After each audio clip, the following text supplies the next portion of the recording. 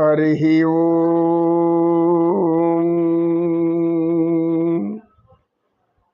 నమో కృష్ణ నమో కృష్ణ. కృష్ణం వందే జగద్గురు. భగవద్గీత జ్ఞానాన్ని అక్కడ విన్నంత మాత్రాన వైరాగ్యం రాదు. భగవద్గీతను జ్ఞానాన్ని మనలో అలాగే నిక్షిప్తం చేసుకొని అందులో మన మస్తిష్కంలో ఏర్పరచుకొని ఆ జ్ఞానాన్ని ఎప్పుడైతే నిక్షిప్తం చేసుకుంటామో అప్పుడు మనం ఆచరించాలి అనే ఆలోచన వస్తుంది. ఆచరించాలి అనుకున్నప్పుడు మొదటి మెట్టు ఎక్కాక 100 మెట్టు ఎక్కలేమా? తప్పకుండా ఎక్కుతాం. 99 మెట్లు ఎక్కి 100 మెట్టు ఎక్కపోతే ఏమవుతుంది? మన కింద ఉన్నట్టే లెక్క, ఇంకా అడుగులో ఉన్నట్టే. 99 మెట్లు ఎక్కి 1వ మెట్టు ఎక్కితే మనం ఆ ఒక్క మెట్టుని ఎక్కలేకపోతే మళ్ళీ 1వ మెట్టు దగ్గర ఉన్నట్టే అనుకోవాలి. అంతే కదా? మనం ఉన్నతంగా ఎదుగుతాం. ఒక్కొక్కసారి అనేకమైన ఉన్నత భావాలు పెంచుకుంటుంటాం. ఉన్నట్లుండి ఏదో ఇలాంటి స్థితి వస్తుంది. ఏమని? నా కులం నీ కులం, నా జాతి నీ జాతి, ఈ విధంగా దుర్మార్గులు మంచివాళ్ళు ఏర్పడిపోతున్నారు. గోవింద గోవింద. కనుక ఇది ఎవరైనా వింటుంటే చూస్తుంటే జ్ఞానం సంపాదించండి. జ్ఞానం సంపాదించాలంటే పరమాత్మ పాదాలు పట్టుకోండి, శ్రీమన్నారాయణ పాదాలు పట్టుకోండి. నమో కృష్ణ నమో కృష్ణ. కృష్ణం వందే జగద్గురుం.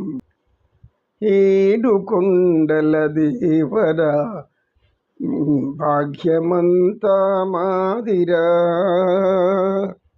ఏడు కొండల దేవరా ఈ భాగ్యమంతా మాదిరా, ఎన్ని జన్మల పుణ్యము నీకిన్ని సేవలు చేయగా, ఎన్ని జన్మల పుణ్యము నీకిన్ని సేవలు చేయగా, ఏడు కొండల దేవరా ఈ భాగ్యమంతా మాదిరా.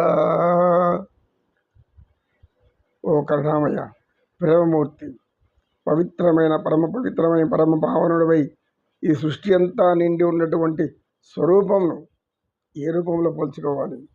అందుకే కలో వెంకటనాయకస్య.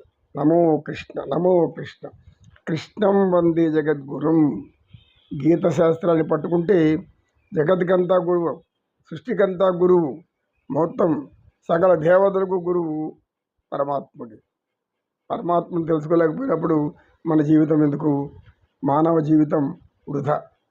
కనుక భగవద్గీతను ఒక భక్తి గ్రంథంగా, జ్ఞాన గ్రంథంగా, సనాతన ధర్మానికి మూలమైన గ్రంథంగా, జాతి మత కుల వివక్షత లేకుండా ఉంచుకోదగినటువంటి ఒక జ్ఞాన గ్రంథం, మానసిక రోగాలను నయం చేసేటువంటి మహావైద్య గ్రంథం. ప్రతి ఒక్కరిలోనూ జ్ఞానం ప్రవేశపెట్టబడి అన్నింటి నిర్మాణాల్లోనూ సహాయపడేటువంటి ఒక సాంకేతిక పరిజ్ఞానం కూడా అందులో ఉంటుంది. ఇంజనీరింగ్ సిస్టమ్ అంటాం, శాస్త్రీయం ఉంటుంది, సైన్స్ అంటాము, సాంఘికం ఉంటుంది, సామాన్యులకు ఉంటుంది, సోషల్ స్టడీస్ అంటాము. నువ్వు ఎన్నన్నాను భగవద్గీతలోనే ఉన్నాయి.